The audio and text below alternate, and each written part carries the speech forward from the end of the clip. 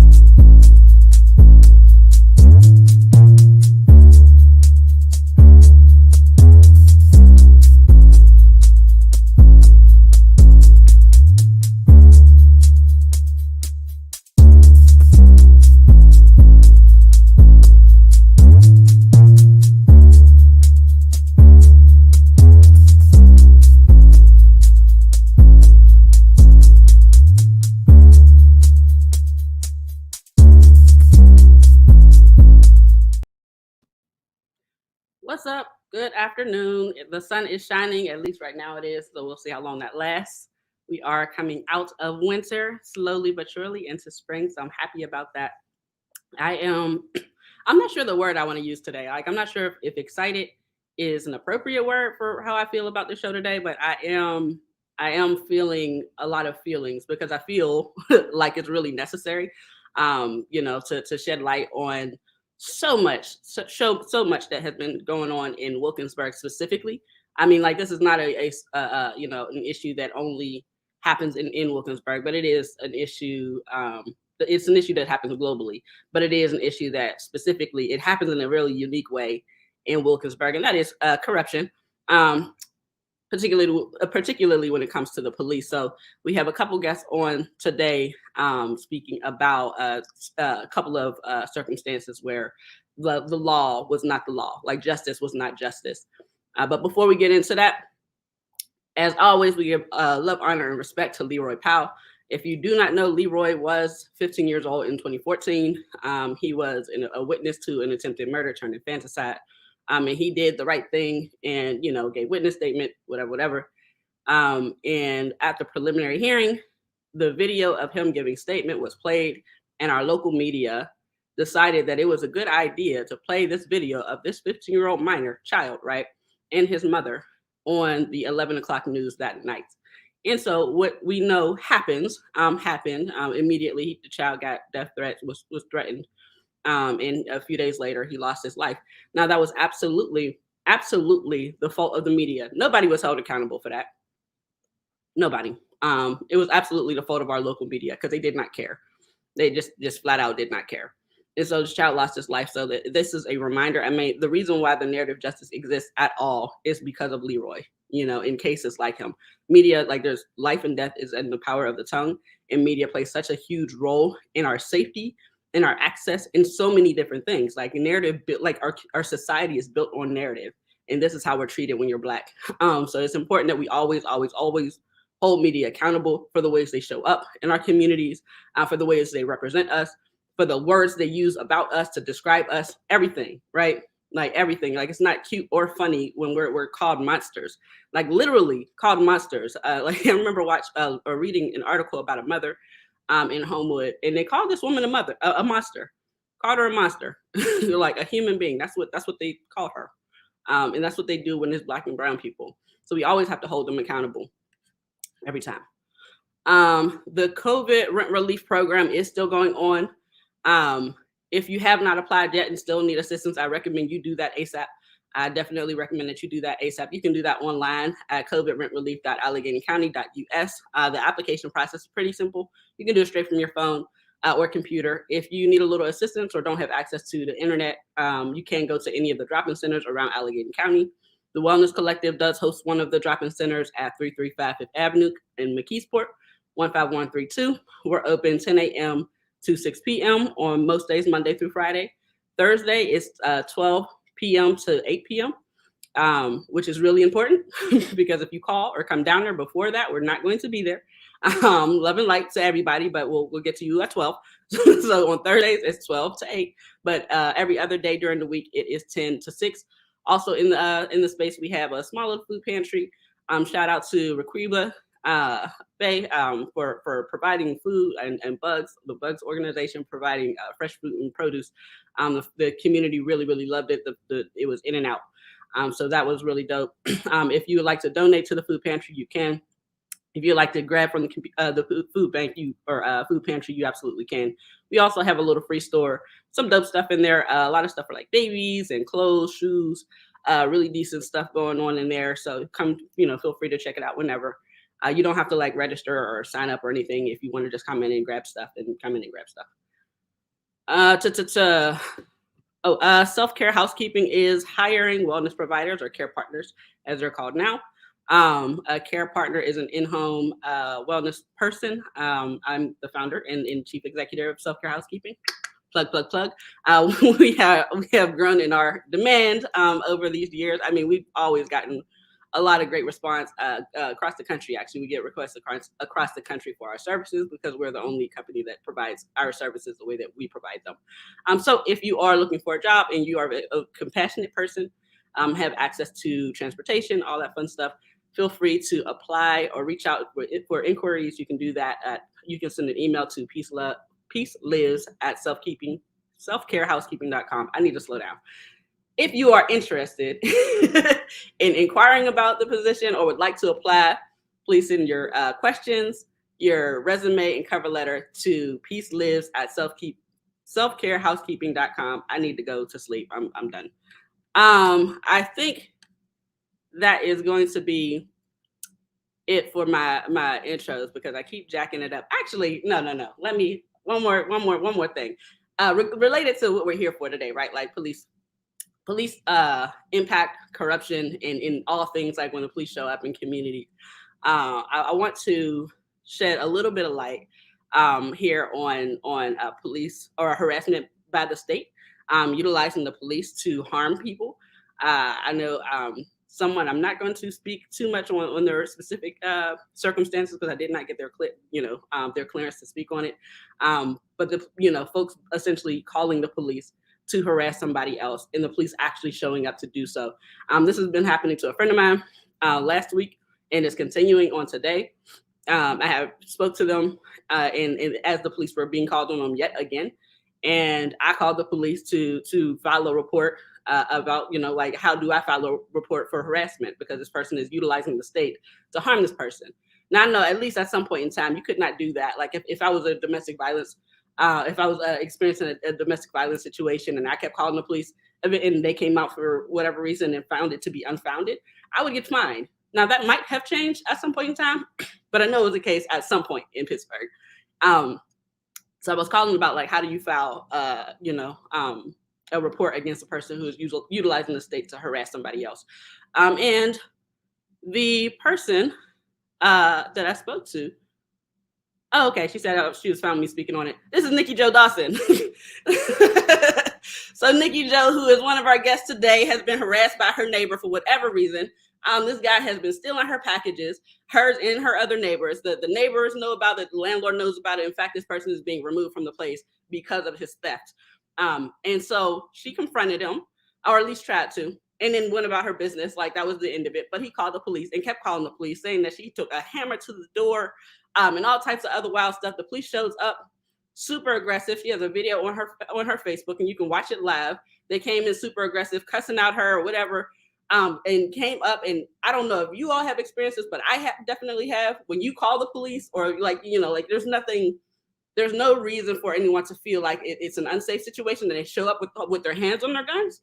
Like anytime I've called the police, they showed up to my house with their hands on their gun as if they're going to shoot me, which is ridiculous. And that's how they showed up to her house. But one particular part of that exchange, and like I said, it's on her page, and she can speak on it a little bit more if she'd like.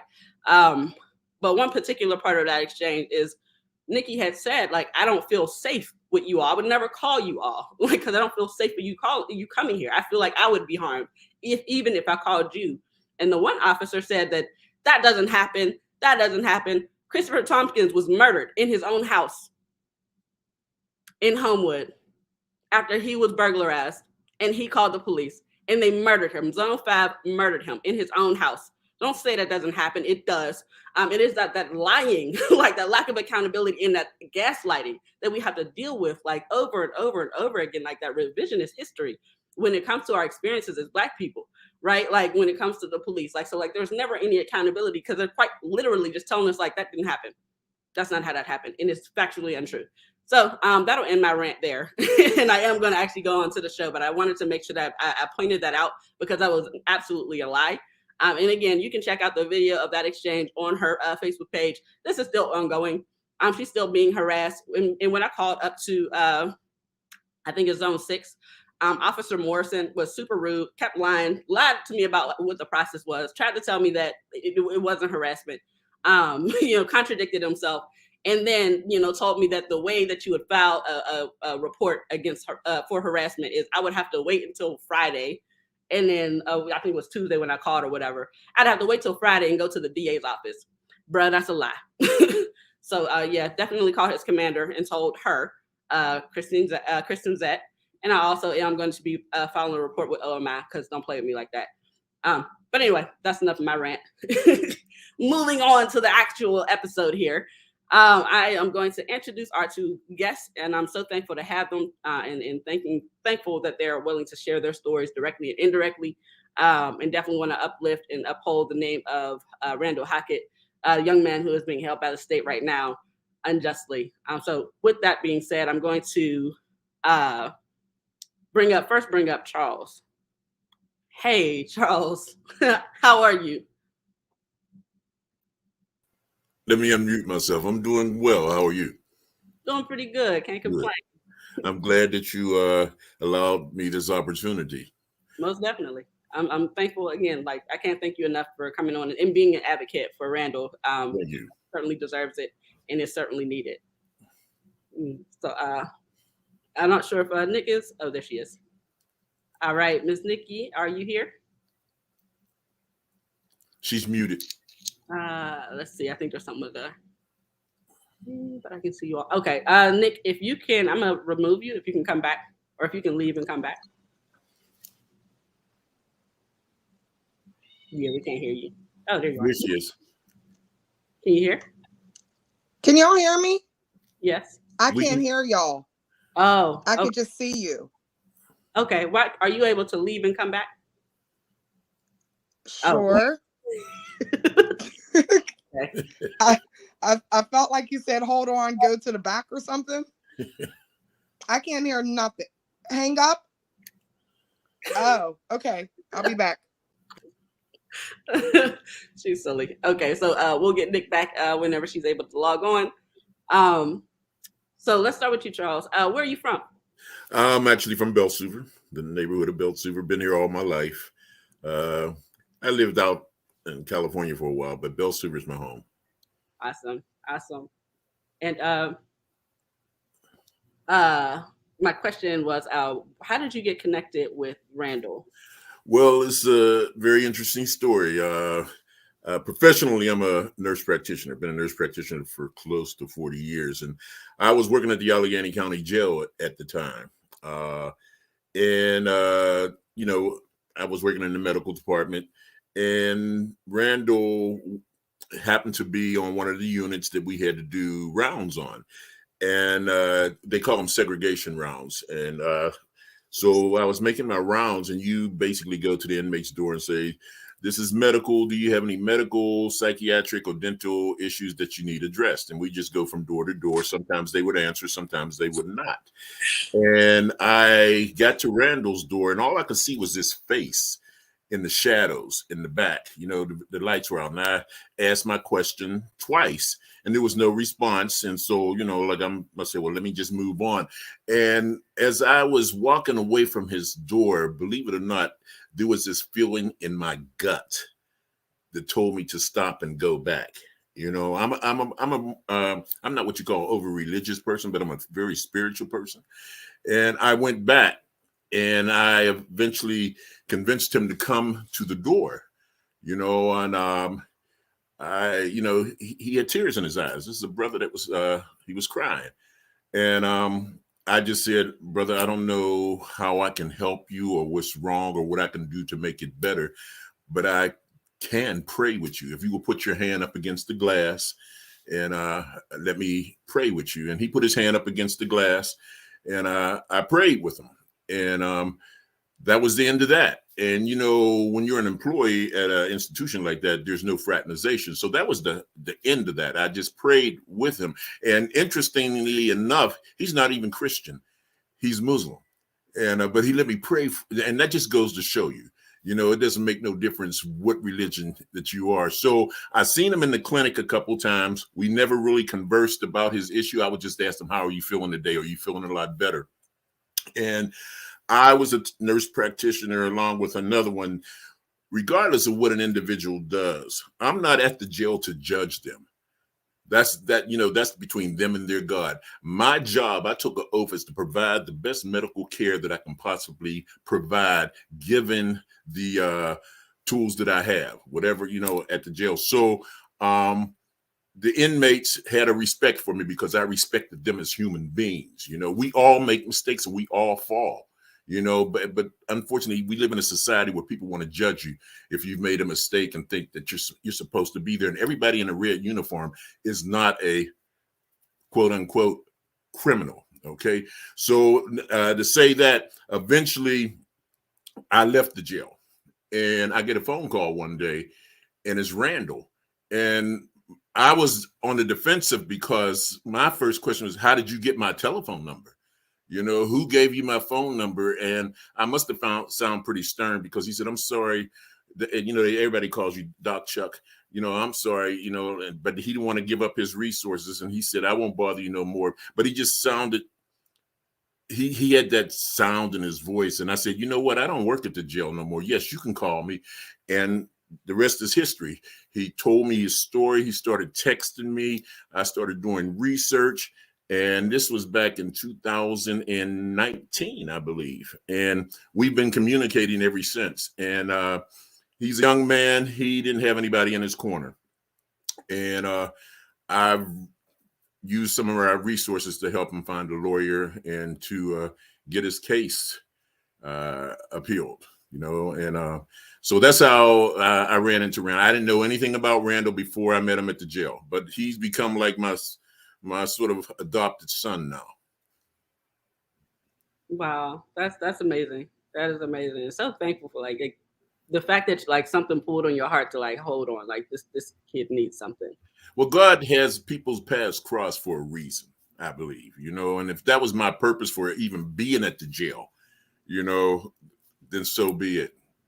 Period. Like definitely agree. Definitely agree. So thankful for that. So I'm gonna move on to Nick before we get into all of the things. But can you tell me what year this all happened with Randall? His incident occurred in 2018, January 21st, 2018 is when the incident occurred. And then he had a hearing. I believe his trial was in 2019, and that's when he was convicted. Okay. And he got 42 to 87, 43 to 87 years. That's wild. That's wild. Also, that's my birthday, so that makes me feel bad. Okay. Thank you for sharing all of that. Nick, I want to jump to you.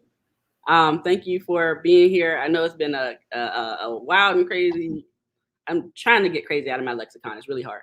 It's been a wild time for you the last couple of weeks. So thank you for taking the time out today. How are you doing today?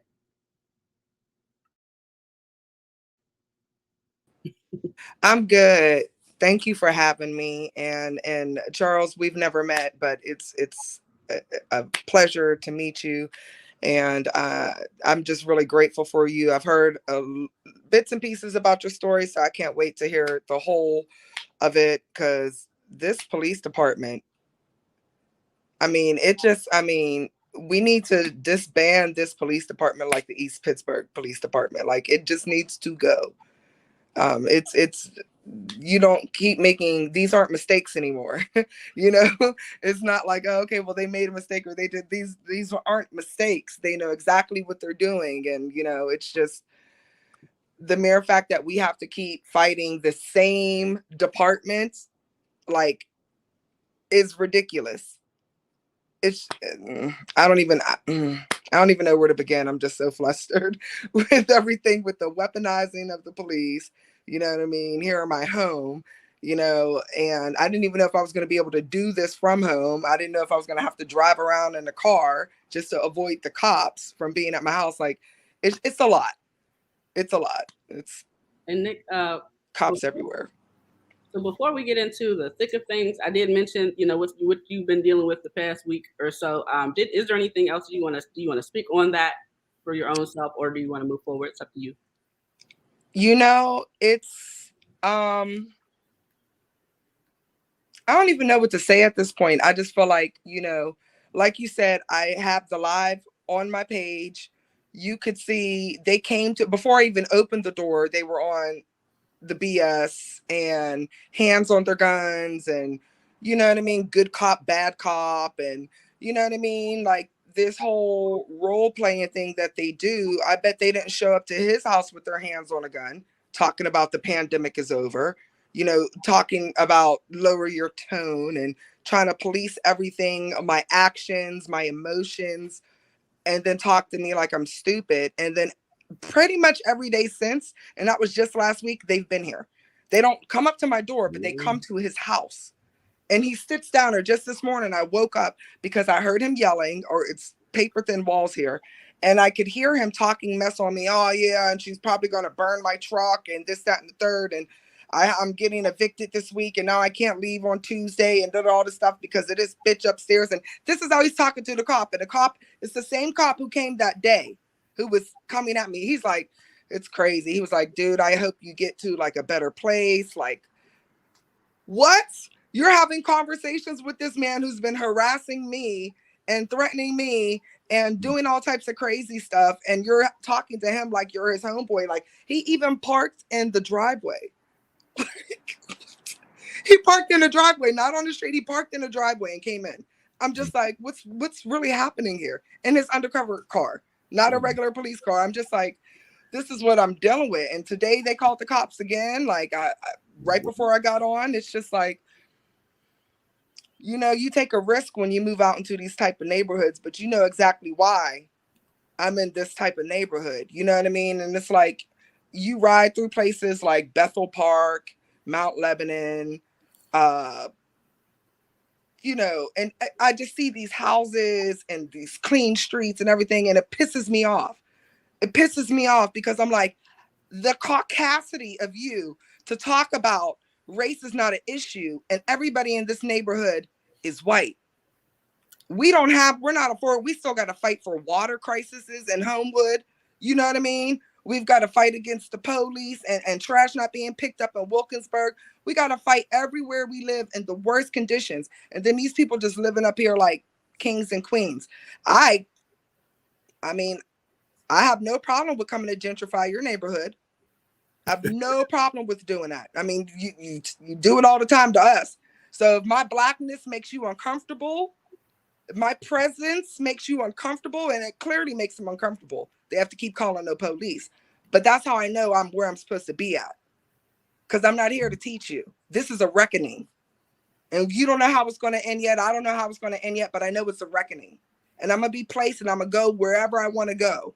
There's not no white only signs here. Just because you put that in your redlining doesn't mean that I can't be up in here. You know what I mean? And it's not really a white neighborhood, but it's a white neighborhood in my opinion. You know what I mean? Like we've got a lot of, Latinx and, some sisters and brothers up here, but these Miracle Whip devils, I tell you, it's too much sometimes. But yeah, so that's what I've been dealing with today. So that's why I was a little late coming on, and I apologize for that. But yeah, it's just like, they just really do everything in their power to weaponize these cops against us, and the cops play right into it. There's nobody on that Wilkinsburg Police Department force, nobody on that police force who should be a fucking cop. I'm sorry, I don't mean to cuss. I said I was going to stop doing that on lives. But there's nobody who should be a cop in that department. Every single one of them are trash. Every single one of them. What's interesting is within the past, 3 years, there's been 4 shootings of African-American males in Wilkinsburg. One, unfortunately, is dead, Ramir Talley, so he can't really argue his case. Then there was a young man by the name of Adams, who was wounded critically. Then there was Todd Robinson, who is still awaiting trial. And then, of course, Randall Hockett, who was shot and basically given almost a life sentence. But it's the cover up, the lies, and listen, it goes beyond the Wilkinsburg Police Department. It goes to the DA's office and the prosecutors, all the way to the judges who sit on the bench. It's all intertwined, and they're basically taking care of each other. But these injustices will continue. They continue, and it doesn't make any difference that they got a black police chief. And I say, shame on you, Mrs. Coleman, for allowing this to continue to go on under your watch. Well, she's been afflicted with Negro peonism. She knows what she looks like, but in her head, she's still got this European mindset. To call our kids terrorists, like, I don't know if she has children or not, but to call black children terrorists and to allow for people like Robert Gowans to remain in service and, letters of recommendation for him at other departments. I mean, it's something, I don't know if it's in the water in there. I don't know, but it's from the top down in Wilkinsburg, from Judge Hoots to Cookie Monster Coleman, to Marita Garrett, who fled state, to the whole entire police department. It's corrupt. A bunch of Negropeans and Europeans who have the caucasity to continue abusing and murdering black people without repercussion. Well, the interesting thing is that the police officer that shot Adams, whose last name was Duncan, he was awarded the 2017 Officer of the Year. Duncan? By the Teamsters Local Union 205. In the award announcement, the union published a statement written by Duncan that included his account of the shooting of Robinson and Paul Anthony Adams Jr., who Duncan shot and critically wounded, 8 months earlier. So it's like open season. Duncan was there the night I got arrested, and I was actually almost relieved to see a black face. It doesn't make no difference whether they black or not. It sure doesn't. It sure doesn't. And I think that's a misconception, Shannon, of people that look like us. They think if you have somebody that looks like us on the police force, everything's okay. No, that's not how it is. All skin folk and kinfolk. Let me stop right there. Because, well, for one thing, yeah, that's absolutely the case, right? Like, and when people are a part of a system, I don't care who you are. Like, you're a part of the system. If the system is violent and racist, then all your actions are going to feed into that violent and racist system. Like, that's just period. But I want to jump into, because I want to discuss your case, Nikki, and Randall's case through you, Charles, specifically. And because, like, there's a lot of overlap. And so as I was, Charles, like, you were nice enough to send me over those video clips of your conversation with Randall. And there were so many things that overlapped that he was saying that I've heard Nikki say in the 3 years that she's been fighting this ridiculous case that somehow happened, right? Like this absolutely insane case that she's been, forced to deal with for the past 3 years. Finally got, beyond it. So now she's in a place where she can actually speak on it. So with that, Nick, I feel like yours would be a little bit easier to chew on. Why don't you tell us what happened with you? Okay, so this was back in 2019. The Reagan sisters were brutally beaten at the Exxon gas station by 5 men, 5 alleged so-called men. You remember that? And Brighton and Marshall. So, we went up and shut it down. We, like not just like a couple of people, like the city showed up, you know what I mean? Shut down Brighton and Marshall. They owned the other Exxon on McKnight. So we went out there to shut that down too. I believe it was the second or third day that we were out McKnight Road. And when we left, I remember just feeling like, oh my, I'm so exhausted. You know what I mean? Like everybody knows, like I done stopped all over the city, you know what I mean? For the past however many years. I was tired, and I was with a friend. I'm sure he won't mind me saying, I was with Ahmed, and we went out to Wilkinsburg, and we were coming down Penn Avenue. And while we were passing Get-Go, I could see police lights up ahead. So we're getting closer. I see that they're in the parking lot of Wendy's. Right across from Wendy's is Sunoco. So we stopped in there to get gas and to record. He was going to get gas. I was going to start recording or whatever. So I crossed the street in the crosswalk. I have to make that known. I crossed the street in the crosswalk of Peebles and Penn. I go over. Now, mind you, I told you I'm very tired. I'm not saying nothing. I'm standing at this point, 10 to 15, I say 10 to 12 feet back from the entire scene. Quiet, recording. Everything's cool. There were 2 officers. It was 1 car, 2 officers, and 2 brothers. And I'm just recording basically to let these brothers know that, somebody is here for you. You know what I mean? And the fact that one of the Wendy's employees, another brother, came out, not knowing who I was, gave me one of the, thank you because they had to work. So this happening in their parking lot, they're concerned because they're Black. So he goes back in, and then another cop car pulls up. This is when the officer who arrested me unlawfully arrives. Now, he knew from jump who I was, and I didn't know that he knew who I was. I don't know who knows, you know what I mean? Anytime I get arrested, it's always a shock to me when a cop will be like, oh, Nicky Jo's here. And I'm like, bitch, how you know me? You know what I mean? Sorry, not bitch. I'm trying. But, I didn't know that he knew me, but I knew it started to click when he kept harassing me. I'm 15 feet back at this point because this officer is in my face while I'm recording. Were you in the car? Doesn't look like I'm in the car. If I was in the car, wouldn't I be getting frisked too? I didn't say all of this, but I just said, no, doesn't look like I'm in the car. And he said, well, why are you here? And I pointed to my phone. Still didn't say anything. And he was like, well, do you know these gentlemen? And I'm like, no. He's like, well, you're obstructing the scene of a crime. How do you know it's the scene of a crime? A. B. What am I obstructing? Because the only thing that's being obstructed here is my line of sight because you're in it. So I moved to the right around the front of the car at this time, still about 10 to 12 feet back. The officers go on doing their thing. The redhead, Custer, the one who was harassing me, he goes over to his car and calls in all of these units.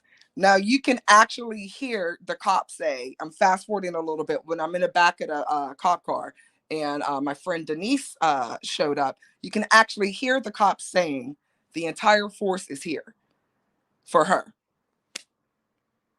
Why? I've done nothing. Rewind. Still recording.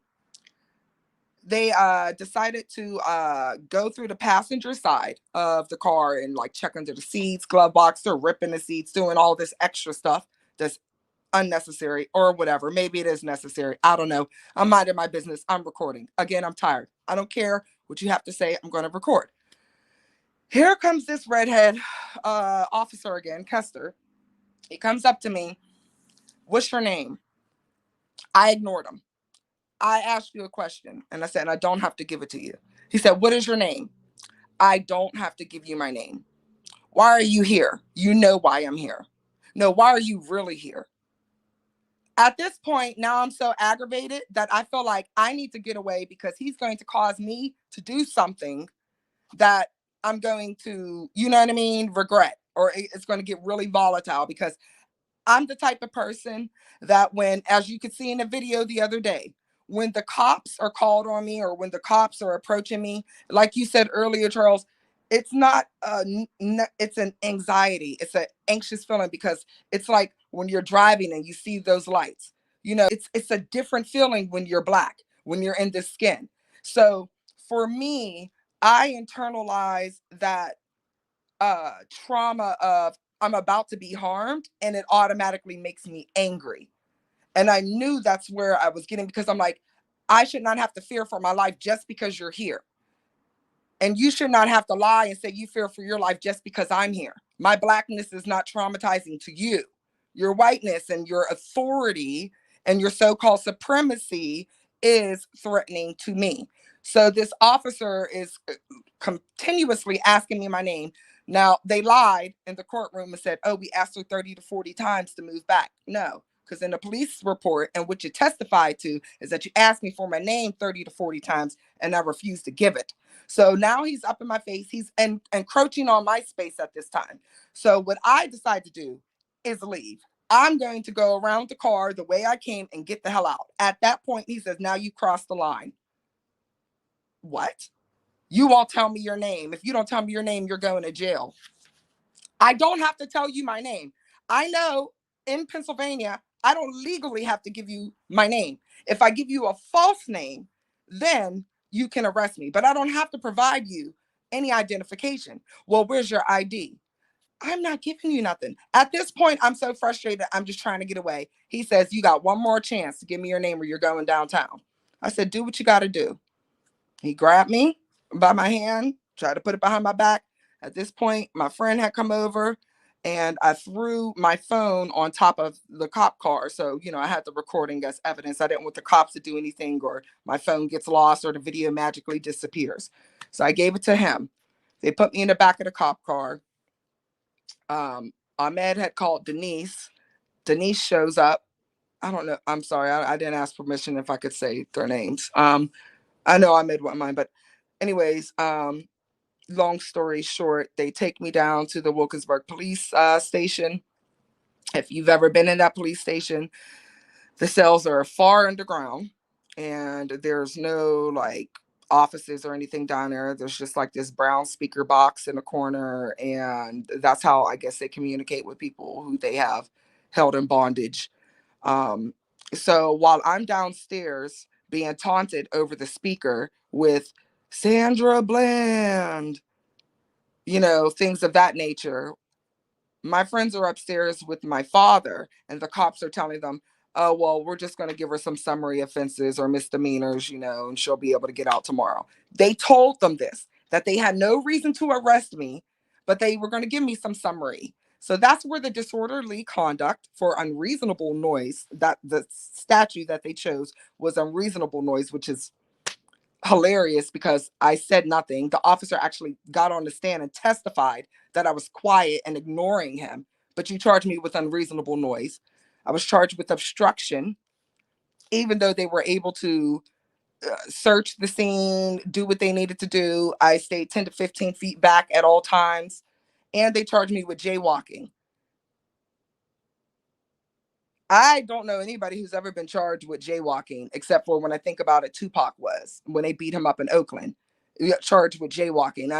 You got to watch that charge because even though it's like a misdemeanor, there's something about that charge that they put on us, and it feels like they give them the right. It's like, oh, we're walking off the plantation, so we're gonna say you're jaywalking.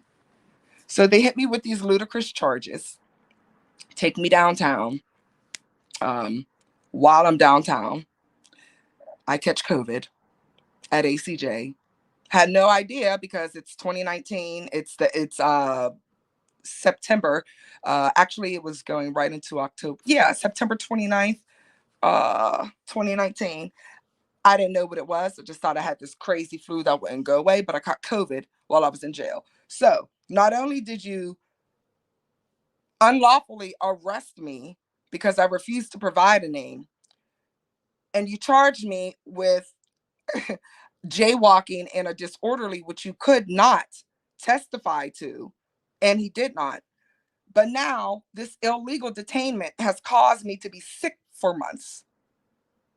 And the only way I was able to get out was not released on my own recognizance, but on a non-monetary bond, which I have no idea why they call it a non-monetary bond, because you have to pay at least $50 to get out. With that comes probation. So now, for the past 3 years, not only did I have to live through this pandemic and being one of the first people to catch COVID down at this janky ass jail because I was unlawfully detained, but now I got to check in every Tuesday during this pandemic when the courthouses are closed. So while the courthouses are closed, I still have to check in. And in those 3 years, I missed not one Tuesday because I knew that's all it would take for them to come and get me. And then because of my other case, they would revoke my bond and I would still be sitting down the county jail awaiting trial that they just keep postponing. I didn't want to give them that. So every Tuesday, I had it on my calendar on my phone. It went off as a notification, call and check in. Every Tuesday, I had to do that. Now, when we came to my preliminary hearing in Wilkinsburg, Judge Hoots only dismissed the false identification. And the only reason why she dismissed that is because if she kept that, the rest of the charges would have fell. How could you possibly arrest somebody for not providing a name? That's illegal as hell right there. So she throws that out and sends the rest downtown.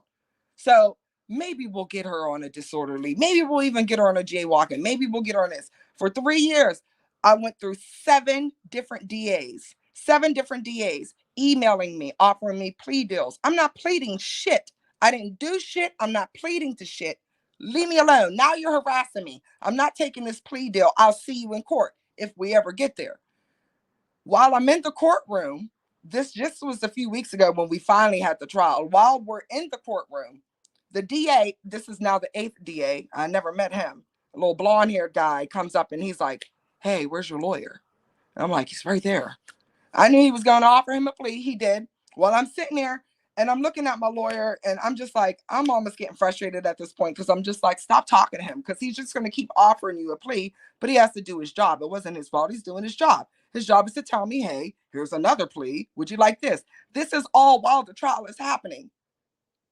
This DA is sitting here. Hey, we'll tell her, take a summary or this disorderly and this statute instead. And this, what? While the judge is on a bench basically saying, I'm throwing these out, he's still offering pleas. They want to get me on anything, any one thing. And I refused. So I turned down every single plea. And the judge had to judge according to the charges. What we did was a writ of, what's it called? I'm getting a mind blank. Writ of habeas, where you to quash it. I don't know. But anyways, I had retained the court transcripts from Judge Hoots from the Wilkinsburg preliminary. I retained those 2 weeks after I got out of jail, or 2 weeks after that preliminary hearing. In the preliminary testimony, Kester, the one who arrested me, testified that he wasn't even on the scene when I allegedly jaywalked. He testified that I was quiet and ignoring him, so there's no unreasonable noise. He testified that they were able to do a full search and seizure and everybody was good and fine. You testified everything that you charged me with, you testified against it. So I decided we just need to use this as evidence. Why even argue at this point? You know what I mean? I don't need to, and this is the same judge I got to stand in front of months down the line. I'm not arguing with, I'm not doing this. Just let the testimony speak for itself. I'm not going to testify to anything. And my lawyer did an excellent job defending those charges, even though he didn't have to, because the officer basically already told on himself. So the judge had no choice, whether she, you know what I mean, wanted to or not. She basically said, you could have charged her with something, but you charged her wrong. She might have gotten perilously close, is what she said. It could have been dangerous for me to record. Of course, it could have been dangerous for me to record. I'm a Black woman recording officers, you know, pulling over Black men. But I do that all the time. Anytime I see anybody Black pulled over, I pull over too. It's just common courtesy. I don't have to know you, but you need to know that you're not alone. I wish somebody would do that for me. Never have I ever been pulled over and I've seen another. But you know what? All in due time. We're not all there yet. You know what I mean? And everybody has their whatever. But the mere fact that they thought that they could just throw any charges at me and ruin my life for 3 years and that it was going to work out is beyond me. This is how corrupt this police department is. This is how corrupt the judge in Wilkinsburg is. This is how corrupt the chief of police is. Like, these charges should have never happened. And yes, they're not felonies, but I'm traumatized. Can you imagine being so tired, walking over, trying to just make sure somebody is safe and being detained and charged unlawfully, and then getting COVID, and then having probation, and then being in a pandemic, and then having to keep your mouth shut, not being able to speak on the trauma that you're going through from these bullshit charges, because anything I say can and will be used against me in the court of law. It's traumatizing. I'm still traumatized. And I didn't realize until I got out of court that day. I went to lunch to celebrate, and I came home and I just broke down. Right now, I'm even getting emotional because I'm so angry that they're able to continue doing stuff like this to us. Like, you took 3 years of my life for what? Because you didn't want me recording you. You didn't want me to see you. And that's what my lawyer ended up saying to the reporters. I didn't know there was reporters in the courtroom. But after I seen the article, he even said, you know, they just didn't want her. You know, they knew who she was and they didn't want her. You called the whole police department. If there was a real crime happening in Wilkinsburg that night, they missed it because they're too busy worrying about what Nicky Jo is recording. Are you kidding me? Are you kidding me? You ruined my life for 3 years because I pulled out my camera. It's for me, it's beyond. And that's why I have a lawsuit against Wilkinsburg Police Department. That's one reason. You're not going to waste my time. A, you're not going to illegally detain me. B, you're not going to put false charges upon me and put all these, articles, the media ran with it. For the past 3 years, I'm every kind of, terrorist. I'm this, I'm that. You ruined my name, everything. And I've got other bigger, badder fish and battles to fight coming ahead of me. I'm not going to just allow you to just do this to me. They need to know that there's consequences for your actions. Absolutely. They need to know this. They got away with murdering Romir Talley. I'm still not over that. And that happened 2 months after I was arrested. And everybody and their mom is like, Nikki, you can't be out here fighting this battle. You're fighting the whole damn police department. It's dangerous. I knew it was dangerous, but at this point, I'm scared that this is going to keep happening. And this family hasn't gotten any justice. I'm still wear his shirt often. And I wanted to make sure I wore it for this broadcast because I want people to understand what happened to me is nothing compared to what happened to the Talley family. And it's nothing. And I'm traumatized over the little shit that happened to me because it's big, but it's small in comparison.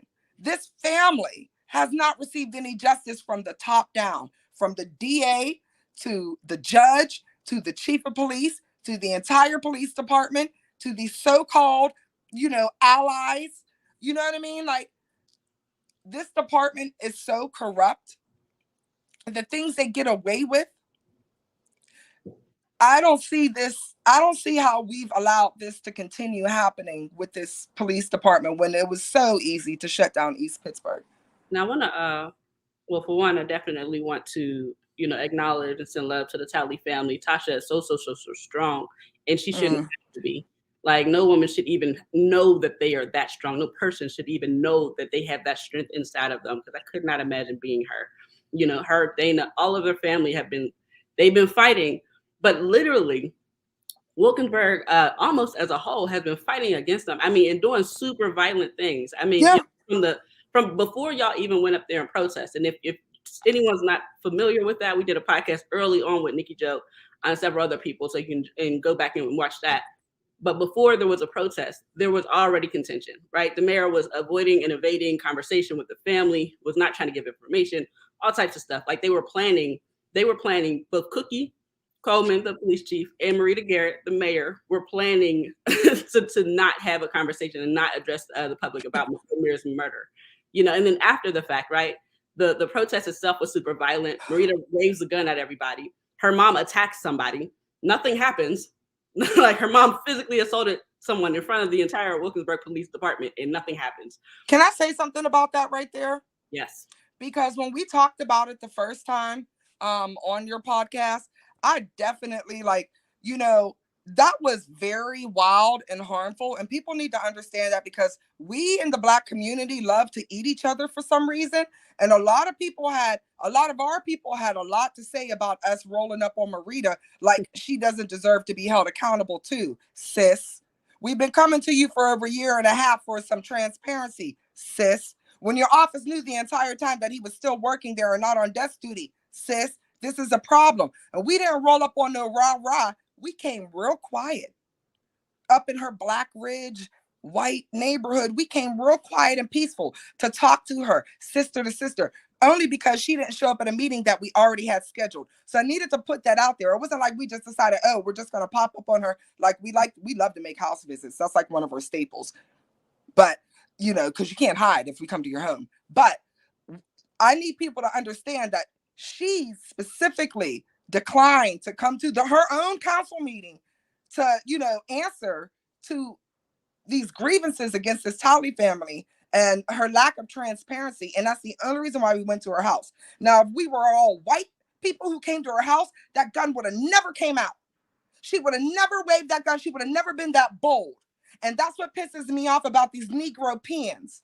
They get a little white man and get a little authority in their room, and they think, you know what? I don't have to respect my people. You gonna learn today, because my Black skin is just as Black and beautiful and bold as yours, sis. But guess what? I love you enough to hold you accountable, because this mother is grieving. She lost a son. These children lost a father. And then to learn that his father was also cut down by what? This is like beyond, it's beyond disrespectful at this point. And I feel like it's our duty. It's not our duty to educate white people about their racism that they created and influence and still continue out today. But it is our duty to check our brothers and sisters. Accountability is love, right, Shannon? Accountability is love. I didn't have no beef with Marita. I just wanted her to converse with the mother. Let her know what's going on with her baby. That's all. And you want to bring a gun out? Now we have a problem. And as far as Marita's mother smacking the little girl, like, I'm sorry, that part is sometimes you just got to stay in your lane. And that's what some of these white allies do. They think Black women were handling that. Black women were handling Marita and her mother. And Black women Marita's mother's age were handling that. There was no reason for that little white girl to run up in there and think she could talk crazy to a Black woman. You want to be a supporter and accomplice? When the police run up on us, that's when you put your body on the line. Don't go running up on no Black mama. Yeah. So I can't even be mad about her mollywopping her for that. I really can't. But I got to disagree. I mean, I heard the response that everybody had, and all right, I wasn't there, whatever. But she ran up on her, Shannon. She was doing what people do in protest. That ain't, that don't come on. Like, there's all these Black women there. And in the front, trying to talk to these two Black women. You just gonna wiggle your little Ally, isn't her name Ally? Ali. If it wasn't two black women and she did that, would nobody think no different? Like the girl was exactly. But I'm saying, don't run up on black women. But period. I'm saying, like the girl was doing what people do. I don't think that gives her mom the right to put her hands on her. She could have said anything, and quite frankly, y'all could have stopped her if it was a problem. But I don't know, man. Like if I'm in a protest and I'm doing what I came here to do, like advocating for somebody who was murdered, and you put your hands on me, we scrapping. Like, let's go. And I get that. I get that. The only thing is that like we were there, the allies knew what their position were. You were supposed to hold signs and chant. You weren't supposed to run up on. This is a grown woman, a grown woman. Mm-hmm. I mean, she's in her 50s or 60s, and you ran up on her when there were grown black women there trying to speak to her. To me, she became an antagonist. She became one of those provocateurs who come in there to stir shit up. We're surrounded by cops, and you thought it was okay to run up on the mayor's mom, a black woman. And there's nothing but black women. Anything could have happened. And if I feel like she put my life in danger. I mean, that's real. So I'm sorry. I'm not saying that it was right, but was it wrong? It was wrong. But I feel you. Like I'm a like I said, I wasn't there for the planning. I wasn't there for like this is what everybody's role is. I was not here for that. Personally, I think that, you know, a person being attacked, especially by the mayor's mother on her own property, like the girl wasn't trying to put her hands on her. Like you were not threatened at all. Now, also, I want to say I am no fan of Allie. I think she's trash as a person. Well, I ain't gonna say that. I don't think but the way she. You do. Say what you mean. Well, you know what she did. Like the way she handled that and the stuff that she was doing and the way that she was white women it up. I got major issues with that. But and what she did to us at the council meeting, me and you. That's what I'm saying. Like, and beyond that, she was doing like wild stuff. Like, right? Like I can say all that and hold that like she's a wild person. Like I'm not too concerned about her as an individual. However, as a person, as a civilian, and I'm a part of this group of people trying to hold the system itself accountable for murdering a person, and I ain't put my hands on nobody. I ain't break no laws. I didn't do anything to make anyone feel like their lives or their bodily, you know, like safety was threatened. And you put your hands on me in front of all of the police? Nah, like there's nothing. I can't make sense of that. But okay, I'll say this and I'll leave alone. Okay. A tiny measure in Allie's defense. I feel like maybe, I mean, all those black women were, you know, speaking with Marita's mother. She didn't put her hands on none of them. So maybe she felt, I'm saying, you know, but how would you look, I'm almost 40. I'm going to get 58 real quick. I'm outside, there's cops and my daughter's there. There's a whole bunch of black women. There's, you know, back and forth banter and yelling. And then here comes this little white girl up in my face with a camera talking about, you need this. Okay, so this isn't your fight, Allie the ally. This is why I say we don't need no more allies. We need accomplices. We don't need, we support you. No, because you get out of your lane. There's a role for everybody in the movement. But white people specifically have a lane that they think that they can cross because they have black friends. It's not okay. And that's the thing, like the backpedaling after the fact. And this is how, like, you know, she wasn't an accomplice at all. Because she could have done, like, there were very specific things that she could have done if you were really a part of the movement. And she chose not to because she just wanted to hold some sort of control over something. And wasn't no So, like, yeah, I'm definitely not, you know, like, look. It was calm only because y'all told me to chill, Shan, like, and cool, whatever, like, because I'm not concerned about that little girl. However, like, I just don't think that it was okay that the woman attacked her. Like, that was enough. And I respect your feelings. You know I do. Mm-hmm. And that's just one thing that we disagree on, but it doesn't mean I don't respect how you feel. Right. And, you know, and you're entitled to feel that way. If I was Mama Garrett, I would have mollywopped that bitch up and down that cul-de-sac. But that's just me.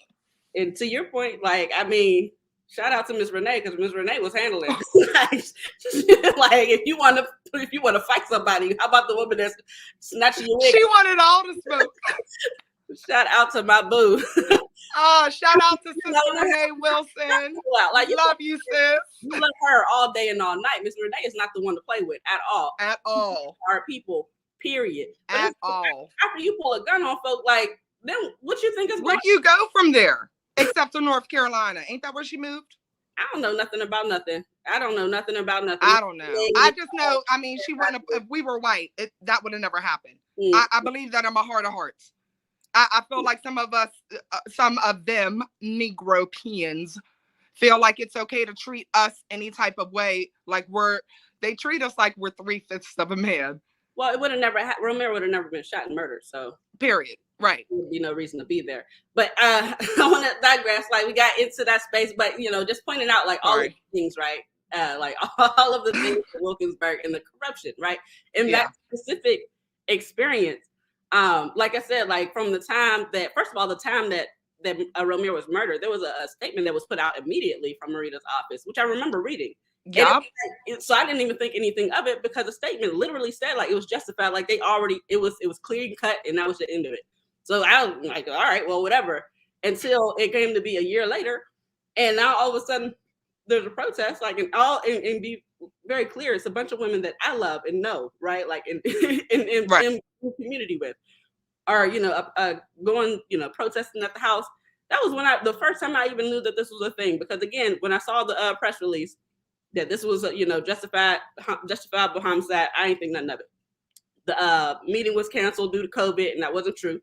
Came out that Cookie and her conspired and lied, so they didn't have to face y'all. Mm-hmm. Y'all went up there. They knew that she said that she knew that y'all was going to come, and it was going to be a conversation. Why are you waving a gun, sis? It was a conversation. But how you show up with a gun and you said that you anticipated. Shannon, how many home visits have we made in just the time that we've done multiple home visits and to white people's house, cops, district attorneys, council people, police chiefs. Never once has any of those white people pulled out a gun on our black bodies. But your black ass, and you too beautiful and black to be just out here disrespecting us like this. Look, you're supposed to be on our side. It's always you sitting here threatening us with a gun. It's always painful when it's our own folk. And Cookie right in the background pulling the strings. From what we're told, sabotaged Mike Johnson's run for mayor, and now Marita 2.0. Anyway, we're gonna take that because we are veered away, and I want to make sure that sorry, Randall. Sorry, but thank you for taking the time. So so that was Nikki's situation. Nikki had to go to jail, deal with all of these things, and a bunch of stuff that seen and unseen throughout this whole circumstance that Nick had to deal with for the past 3 years, because she recorded some folks being searched by the police. Literally did nothing. And the trial proved that did nothing at all. It should have never got to Cookie. It should have never got to the judge, but they should have never left Wendy's parking lot. Period. But they kicked it down the road for 3 years. And that's just 3 years of my life that I'll say one more thing on this, and I'm sorry, and I'm done. The reason why this really hurts me, aside from all of the stuff I listed, when I think about how many people in this past 3 years who have, I'm offended all the time. That's not who have purposely and intentionally tried to put me in a situation where I felt like I needed to be physically combative to protect myself, or knowing that anything I do, if the cops are called, I'm going to jail.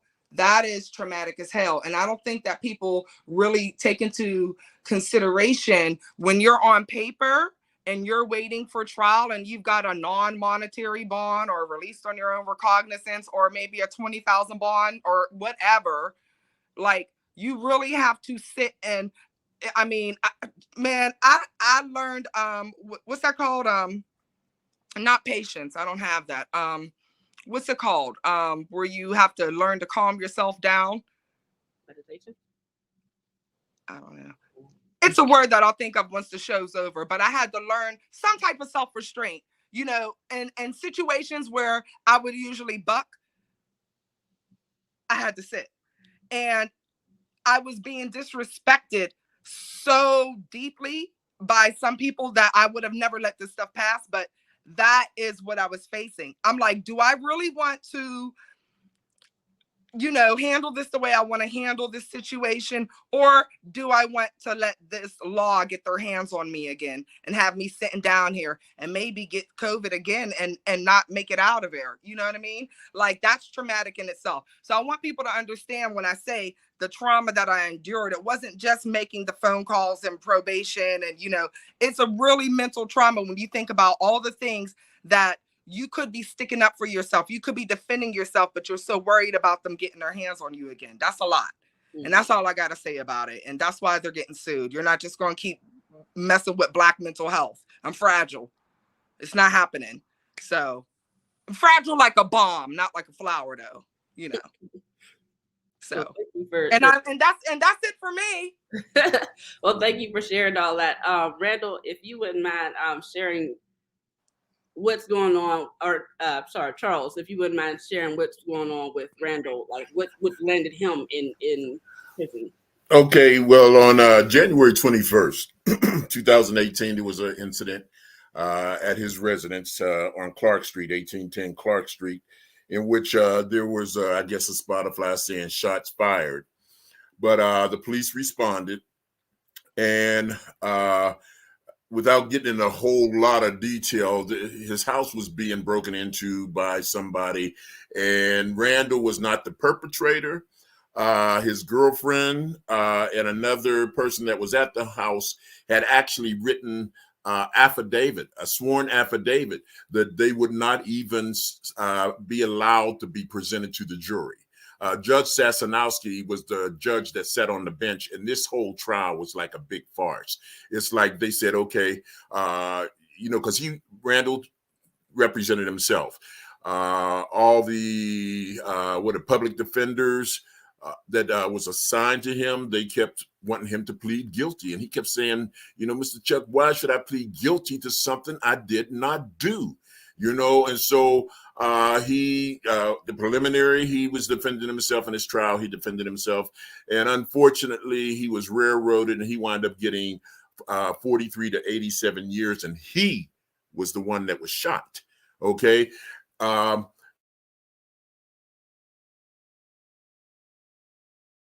Charles, you're muted.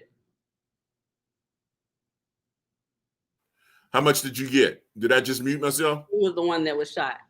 Oh, yeah, he was the one that was shot. As Randall came around the back of the house, they just started shooting. He said they never said, stop, put your hands up, da-da-da-da-da. They just started shooting. My theory is they shot this man, so they had to justify shooting him. So they concocted a story saying that he shot at an officer, John Snyder. Well, the interesting thing is all the records, the dispatch records, everything shows that John Snyder wasn't even on the scene at the time. So at the preliminary hearing, okay, there's a officer, Lori McNeil. Okay, she's a detective.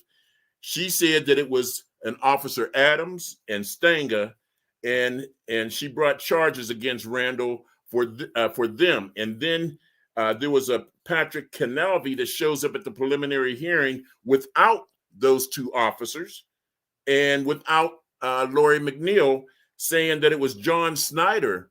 And John Snyder told him it wasn't Adams, but it was him that encountered Randall in the back of the house. Meantime, all the evidence shows that Randall's shoe prints was on the side of the house. So the dispatch record showed that Snyder did not get on the scene until after the Edgewood police officers and after emergency medical services were called. And you have the district attorney who actually lied, saying that Wilkinsburg did not have any dash cameras, did not have any intersection cameras. And then later on is found out that this evidence did exist. Now, all this evidence was in front of Judge Sasanowski, and he just disregarded it. He did not, Randall, as a matter of fact, subpoenaed Detective McNeil, but she never showed up. Adams and Stenger were never there. The only person that was there was Snyder, and all this is hearsay. There was no concrete evidence. There was no gun resin on his hand. If he had shot at Snyder, where was the gun residue? Now, Randall does admit that he had a gun in his front pocket that he had retrieved from a gentleman by the name of Reyes when they were tussling, when Reyes was trying to get into the house.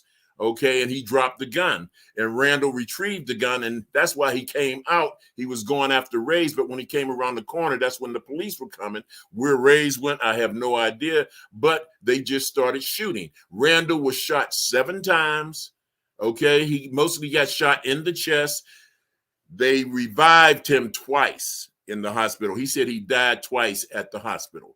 But like I said, they've just been railroading this guy. Now, he had an appeal that he just submitted, but the way the system works is because he had represented himself. All this appeal is like mute. Whatever happened at the preliminary or before the preliminary, he can't submit now. It's all mute because he's been convicted by a jury. So that doesn't make sense to me. If there's evidence out there that proves this man is innocent, why can't it be brought forth?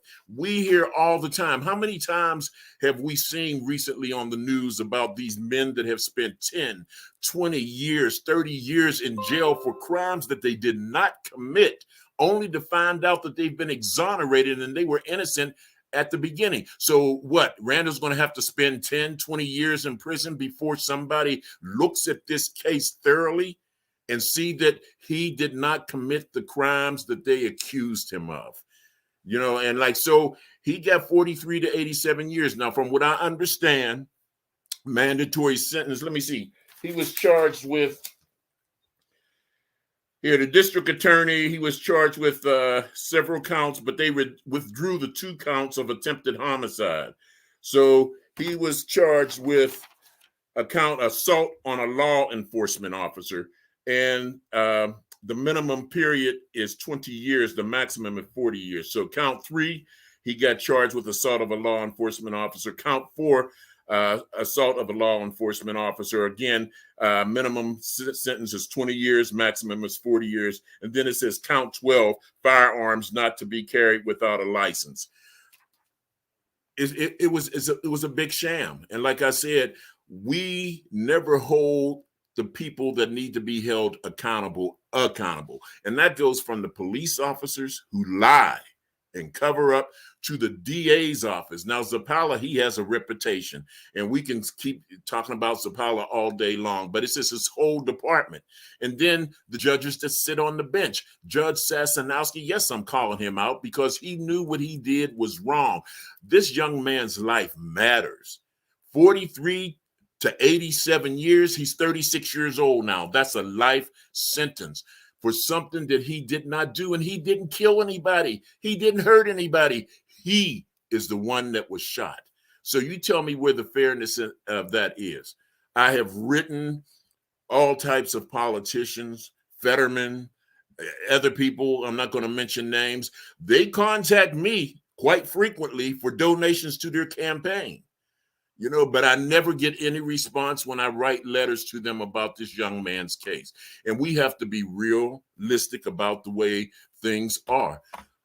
Our local politicians aren't going to get involved with stuff like this. It's not going to benefit them. They're not going to jeopardize their career and advancement in their career over one young black man. But this happens too often. Why do we continue to let this happen? We get out there and we protest, but I believe people get protest fatigue. They'll protest for a while, and I believe the system says, okay, go ahead and let them protest. They'll get tired of protesting eventually, and then everything just falls by the wayside. You know, I just want people to know who he is. I want them to know his name, and I've been trying to get some traction with the media, but me and you talked earlier, the media is not going to really do a whole lot either. Now, there is one, matter of fact, I know of one young woman that was writing for this newspaper, and she almost lost her job for publishing certain things. And now they're just very, very careful. And I've been corresponding with one young lady who works for media. She had did some research. All 3 of the officers involved in Randall's situation have charges against them in the past. You know, for use of force. Now, Randall has a lawsuit, which I don't want to go into too much because he's in litigation for use of what is it called? Deadly force, you know, and so he has a lawyer who's working on that, but you know, something needs to be done. Something needs to be done. He has an appeal in, and we just got a judgment back, and they had stated something about because he had waived his right, I guess, during the preliminary hearing by representing himself. All those situations from the preliminary hearing he can't bring up anymore because that's mute. I don't understand that lingo that they use. You know, I contacted his lawyer, but they'll keep appealing and appeal all the way up to the Pennsylvania Supreme Court if need be. But this young man, he has gone on 5 years now. Okay, he started out at Allegheny County Jail, then they took him to Smithfield, then they took him to SCI Camp Hill, and now he's at SCI Albion, serving out his sentence. But I can't even imagine with that over my head as a young man, something that I did not do, and it's like nobody really cares. Nobody's doing anything, and you know, what do you have to look forward to? So he's a very intelligent brother. Seriously, there's so many brothers and sisters that are incarcerated, and we have no ideas of their intelligence. He's done all this research on his own. He's written all these appeals on his own without the assistance of anybody. And he's gained a lot of headway, but now we finally have him some lawyers, and I'm just hoping if the media gets a hold of this gets some media attention, and this story gets to the right people. The only person that contacted me out of all the people that I wrote was L. Sharpton's group, National Action Network. And they had put me in touch with some other people, but none of our local officials have contacted me and talked about this issue. And Wilkinsburg, I mean, they have a track record.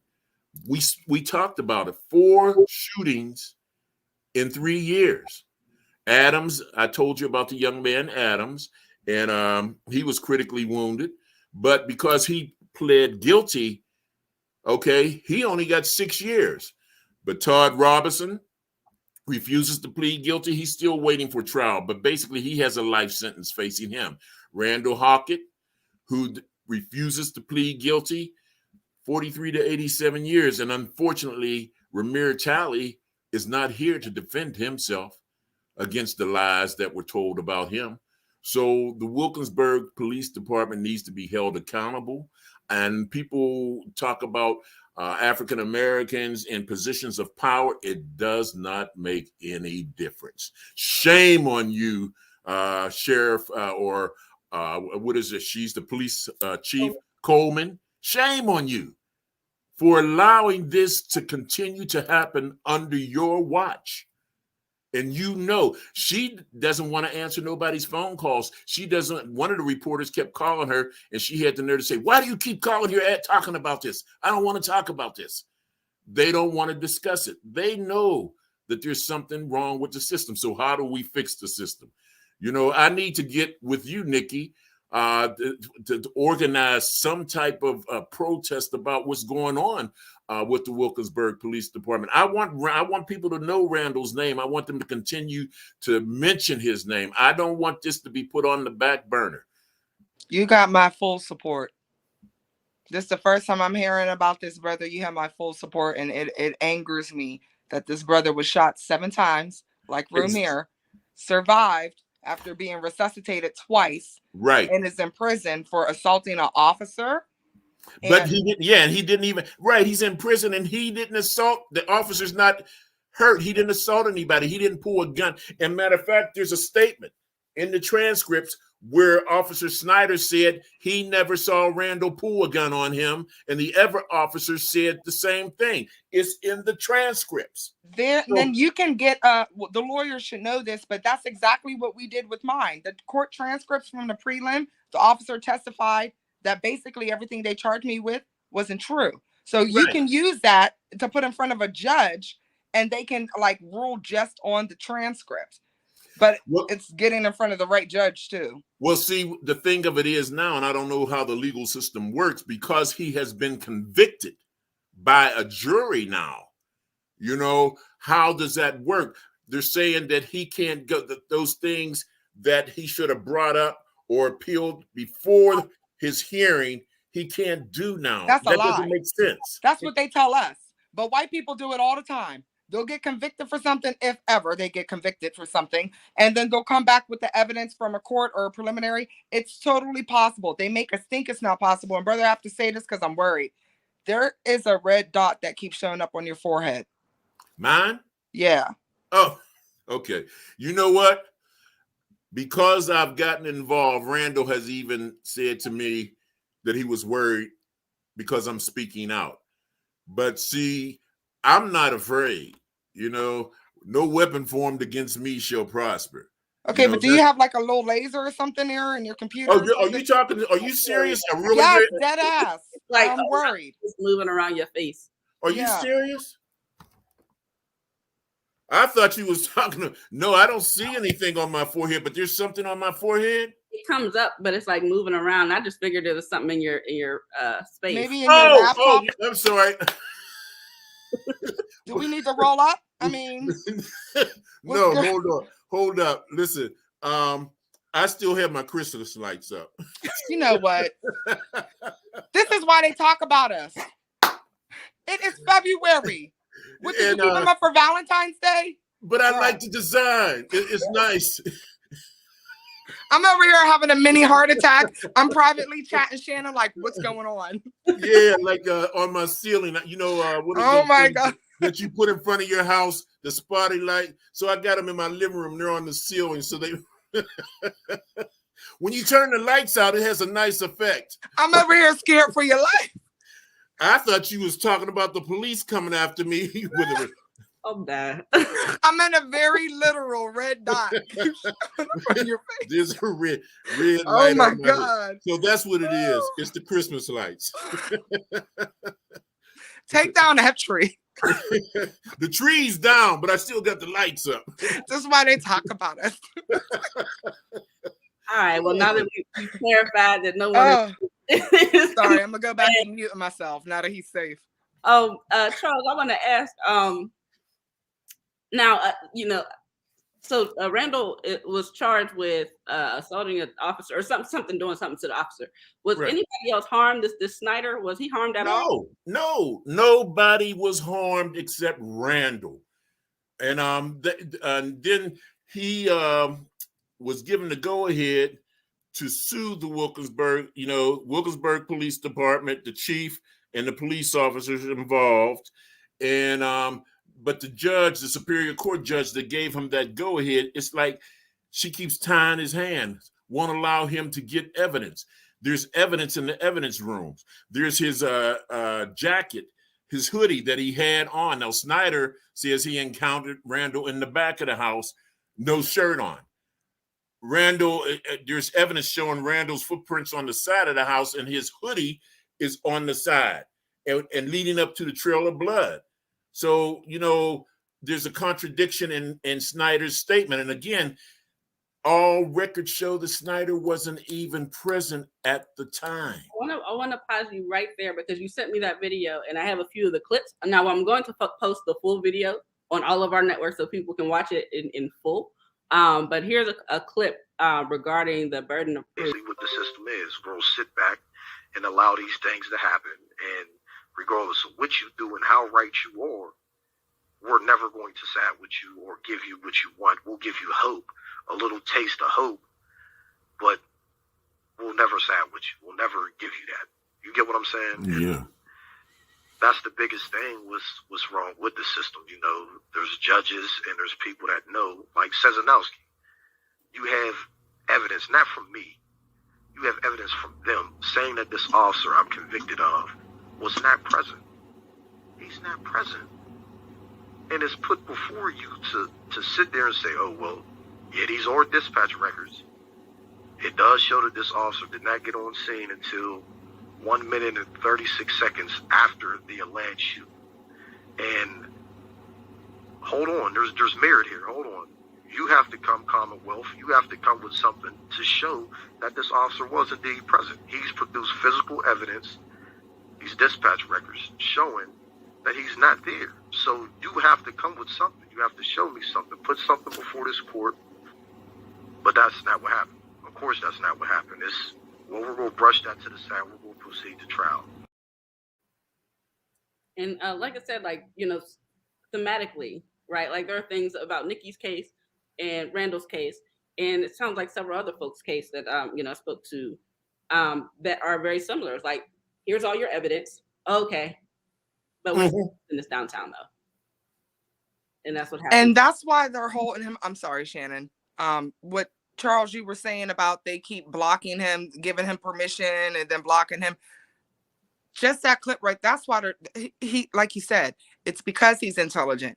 It's because he knows what he's doing. It's because he studied the law. It's because they know he's a threat to their lie, to uncovering their lie, that they're like, oh no, we need to put roadblocks up every turn. Like, if he was just somebody who just like let it happen and be like, well, this is what happens, you know what I mean? They wouldn't, you know what I mean? They wouldn't be hiding evidence, wouldn't be, it's crazy the amount of evidence that they have, that he has, and they're not allowing him to present it because he was already convicted by a jury. That's not even, that doesn't even sound, is that legal?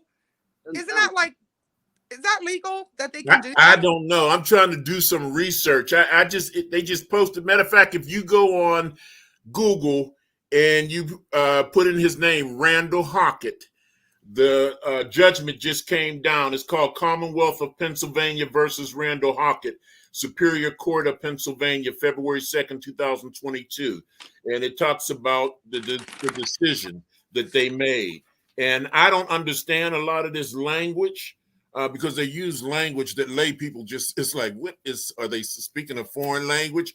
But it does say at the end here that his sentence, it says, accordingly, we conclude that the appellant's challenge to the sufficiency of evidence at the preliminary hearing, it says, became mute upon conviction. So when he was convicted, it became mute, but it says that judgment of his sentence is vacated and the case is remanded to resentencing jurisdiction relinquished. In other words, it appears that the appellant's sentence does not include credit for any time served. Accordingly, we vacate the appellant's judgment of sentence and remand for the court to determine what, if any, credit for time served appellant is entitled to.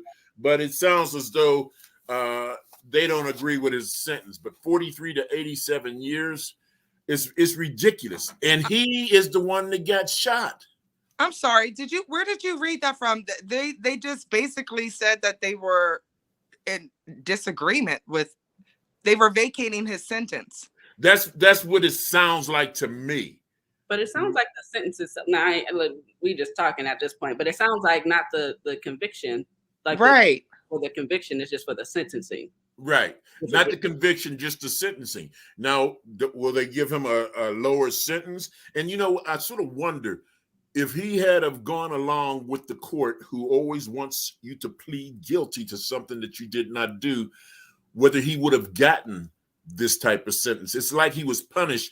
Okay, brother, since you're so smart and you want to represent yourself and you think you know so much, I'll show you. And then Judge Sassanowski just throws the book at him. This is a young African-American male with a whole life ahead of him. And you're just going to snatch it away. I know why. They feel that, you remember back in the day, Mr. Charles, being called an uppity N-word? Oh, yeah. If you knew too much, if you were too smart, if you were this, if you were that. What they are doing is basically, and I know this because it's so ironic that you say this.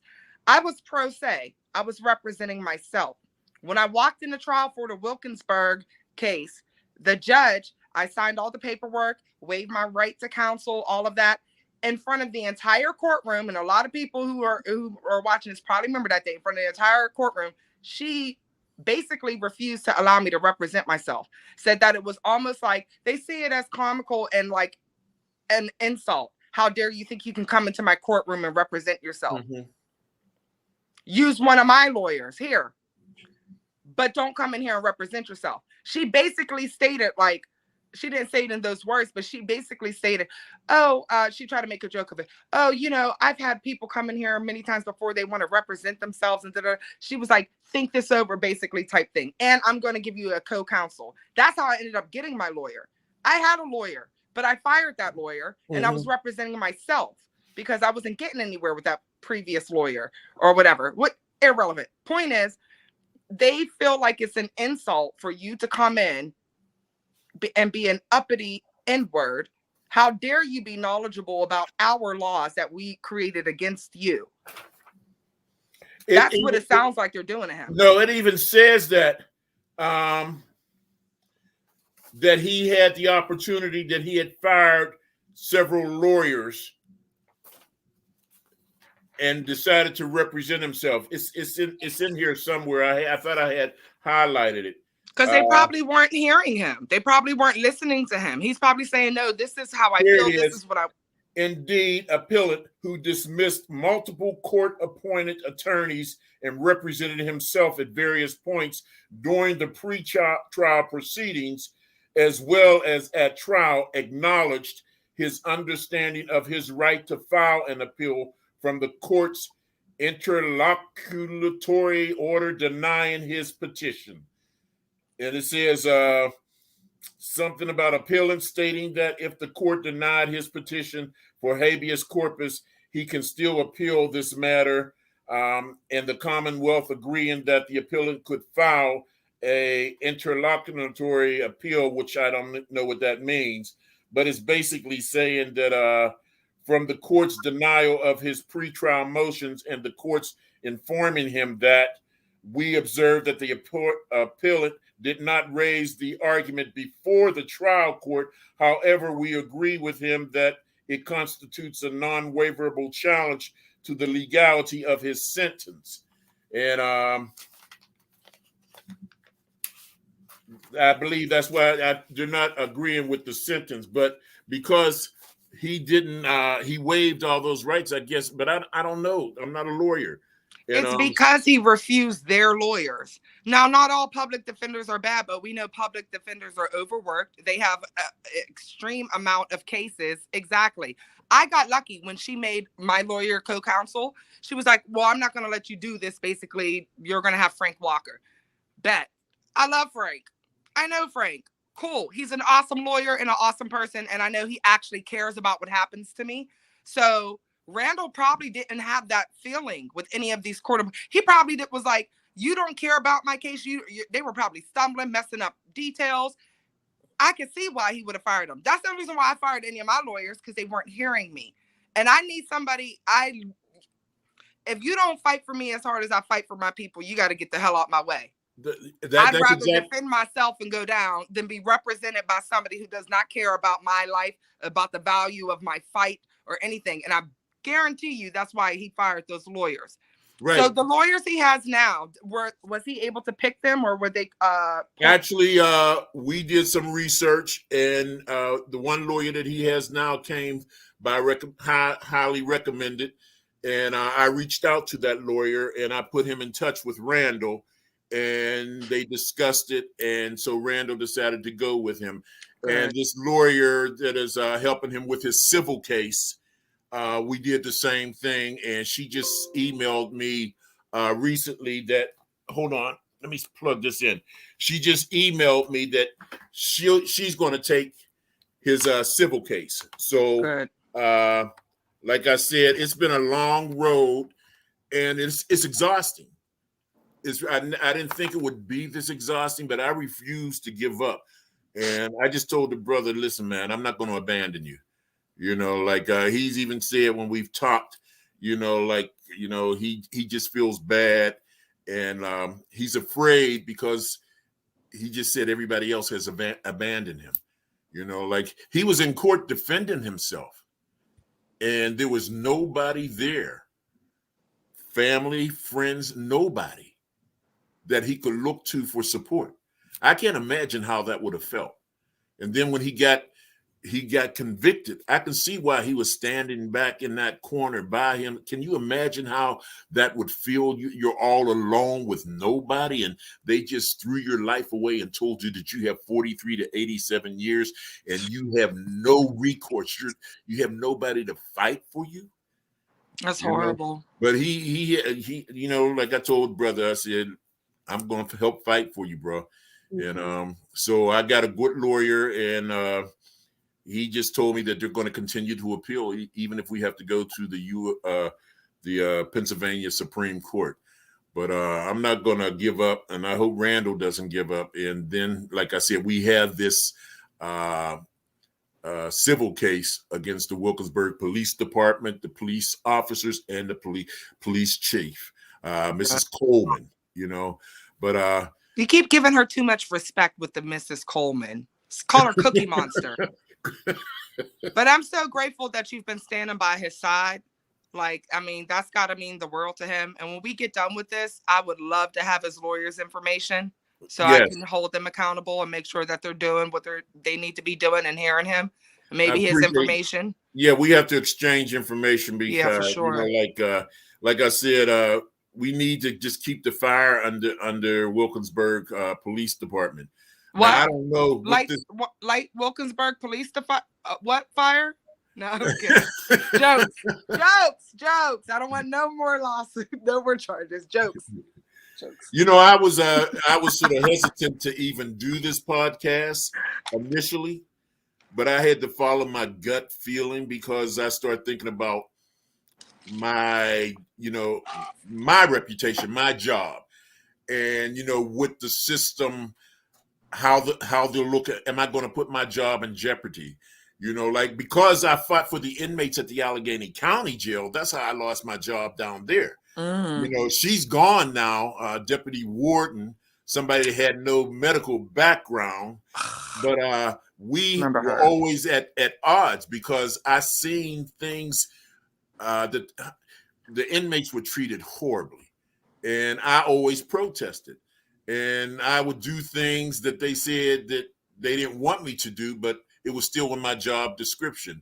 And I guess she figured when I got COVID at the Allegheny County Jail, yes, I was an employee down there. I didn't say that I had COVID. I didn't say that I had got it from there. But when Brenda Waters did my story, she said he's not only a well-known actor in the city, but he's also on the front lines working as a nurse practitioner at the Allegheny County Jail. So they got me saying I violated their social media policy by telling my story as a Black man that I had COVID, because I brought it home and I gave it to my special needs sister.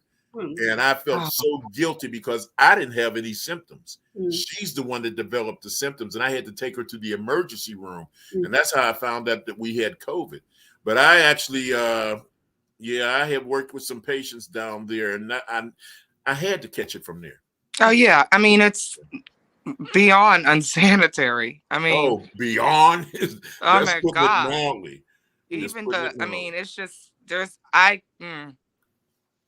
So Charles, I want to ask, and to echo what Nikki just said, thank you for standing with Randall, to be erased as a human being, to be, put in a box, especially for something that you did not do.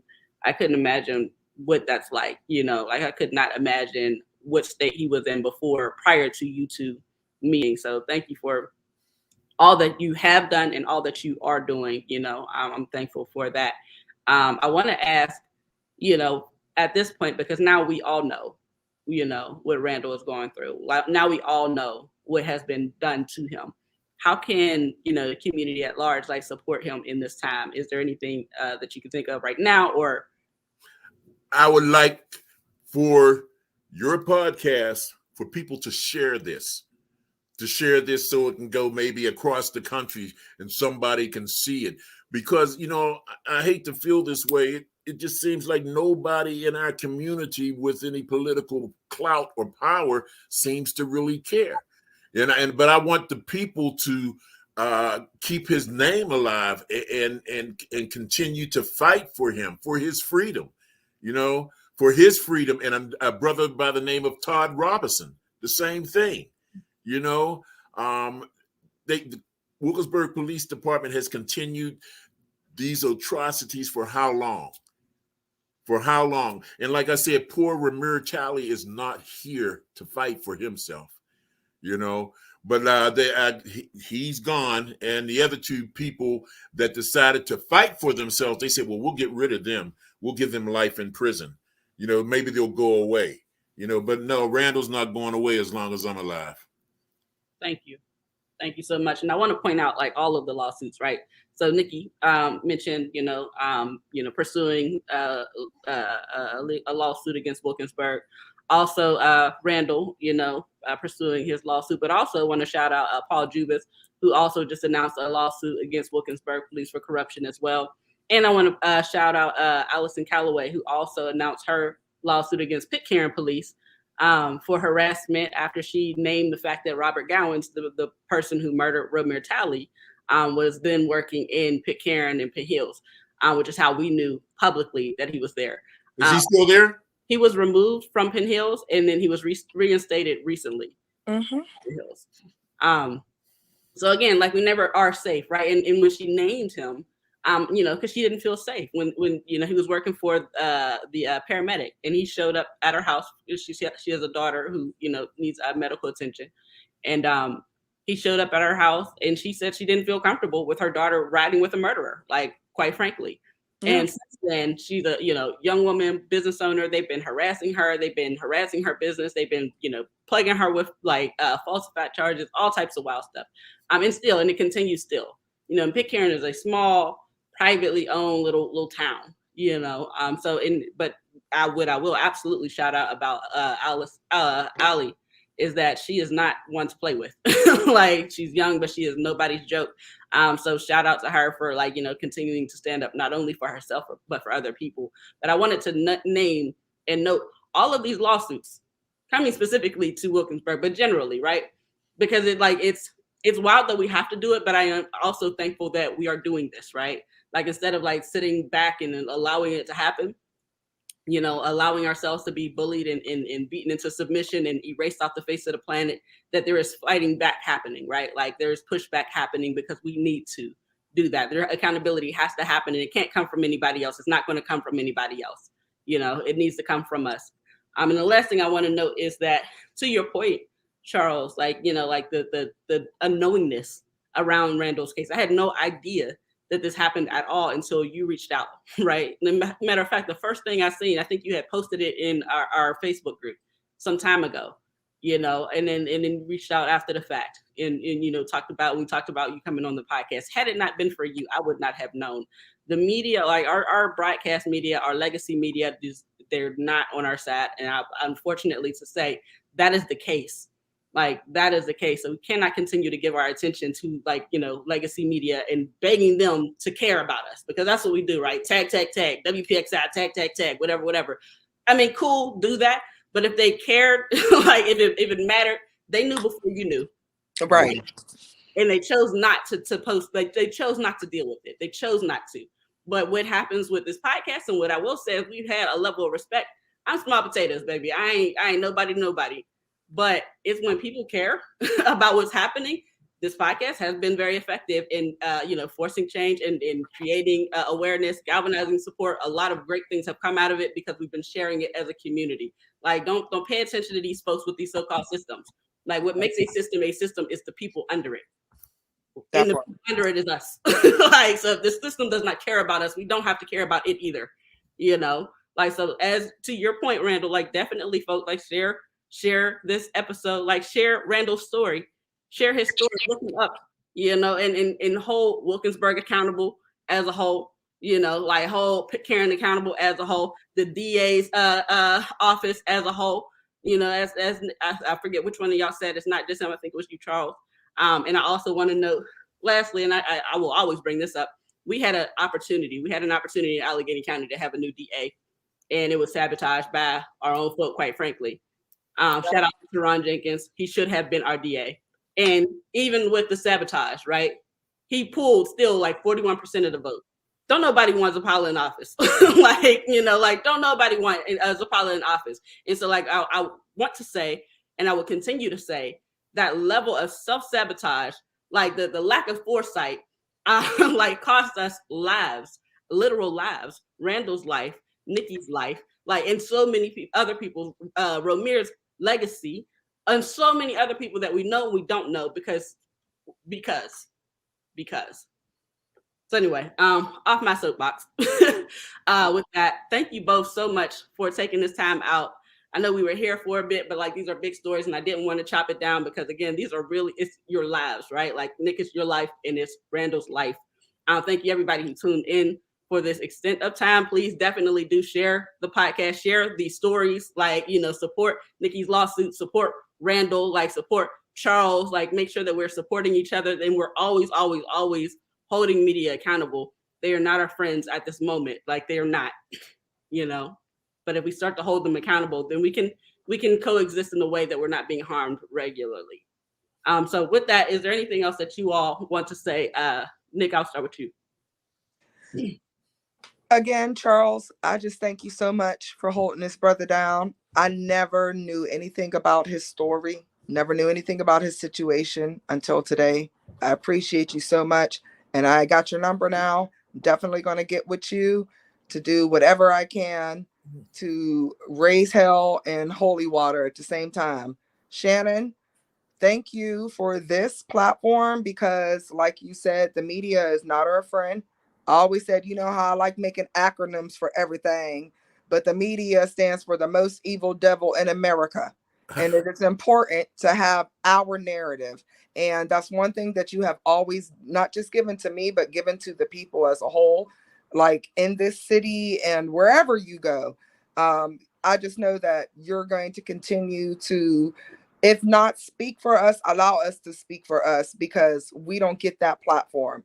You know, we've got connects. I'm sure you've got connects, Charles, and different with KDKA or WPA. We got that one that we think is, but it's never enough. And if we're and we need to stop tagging these stations in these posts because they don't care. Because if you go to the comments, you can see the racism unfold. And it's important. And I appreciate Shannon mentioning the system. You know, it's only a system because of the people under it, which is also why I started spelling it CIS for the male cis, but that's a whole nother thing. But just thank y'all both so very much for allowing me to speak my truth. Every time I get to speak about it now, I feel a little less traumatized. So thank you for that. It's really healing. And I can't wait to hit the ground running with you for Brother Randall. And that's all I got to say.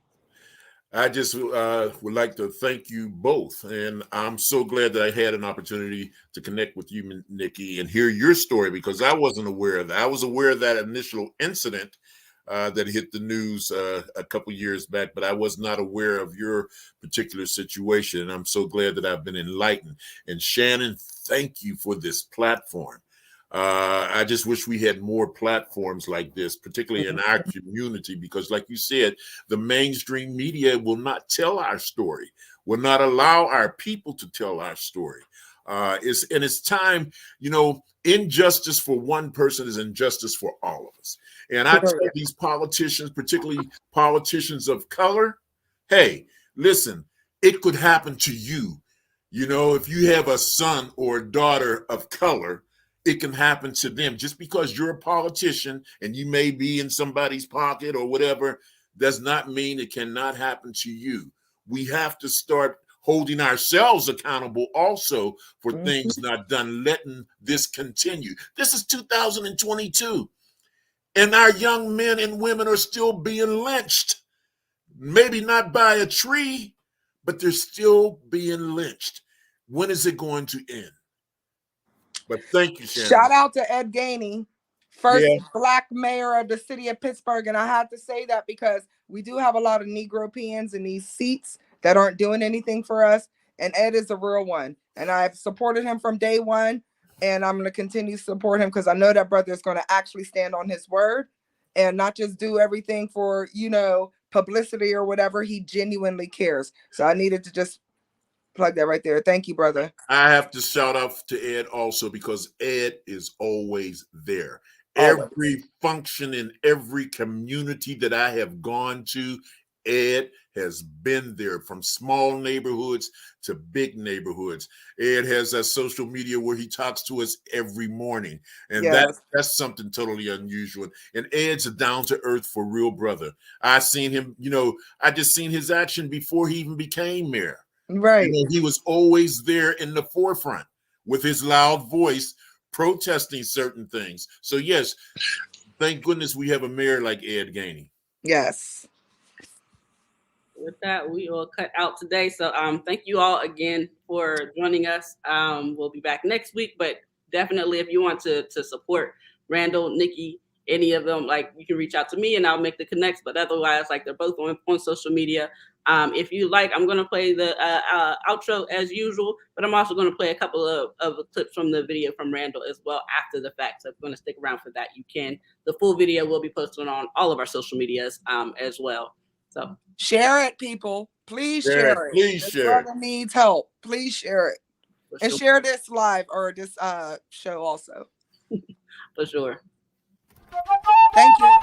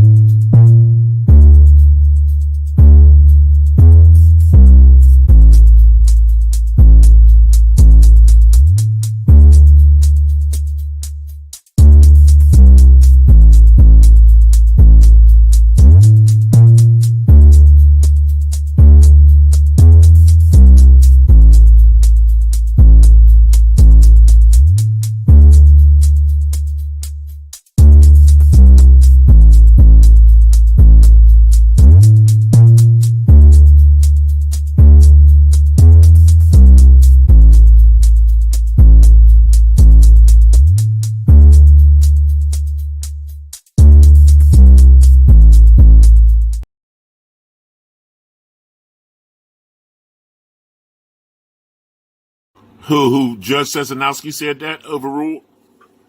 I mean, yeah, Judge Cesanowski, that's what he did. He didn't do nothing by the book of how he was supposed to do it according to what the rules state. Once you challenge the evidence, the burden shifts to Commonwealth for them to prove that this crime did in fact take place. And of course the judge did not shift the burden. He just said, okay, well, we're proceeding to trial and forget any evidence that they might have. And there's nothing that shows that this officer is present. So as it stands, I'm in jail, convicted of a crime I didn't commit, with overwhelming evidence that should shock the conscience of any system. The evidence shows this officer's not present, so how am I convicted of a crime against this officer? How? So the jury never went to the jury then? They never heard about that? Well, the judge didn't allow that to get introduced. Are you serious? He didn't allow me to introduce the dispatch records to the jury for them to make that competent decision. And on top of that, the district attorney, he just lied about the intersection cameras, the dashboard cameras, that would have showed this officer I'm convicted of was not present. I mean, what you gonna lie for? You gonna lie to cover something up. If the evidence exists, you're gonna say it exists. And we do have this evidence and we're gonna provide it. Raquel's the officer who wrote the complaint.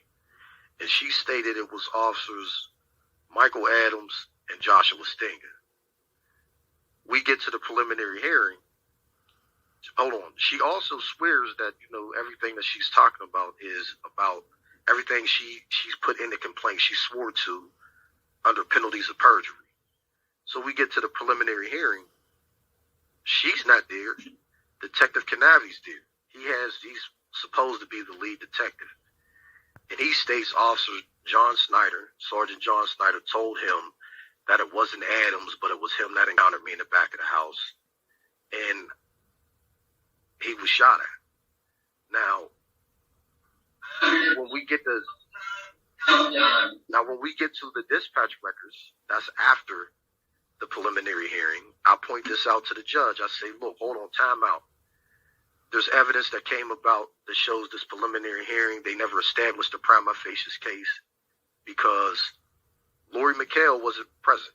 She's the one that wrote the complainant affidavit saying it's Adams and Stenger. We get to the prelim, Snyder shows up and a different officer who has basically nothing to do with the case, who didn't write the report or anything. And John Snyder gets introduced, and then it turns out he's not there. So with this evidence put before the judge is like, all right, well, what I mean, I'm damned if I do, damned if I don't. You know, if I say it's not him, then the case is thrown out. So we got to proceed with this case. And this is why the evidence and everything else never got introduced. He knew what he was doing.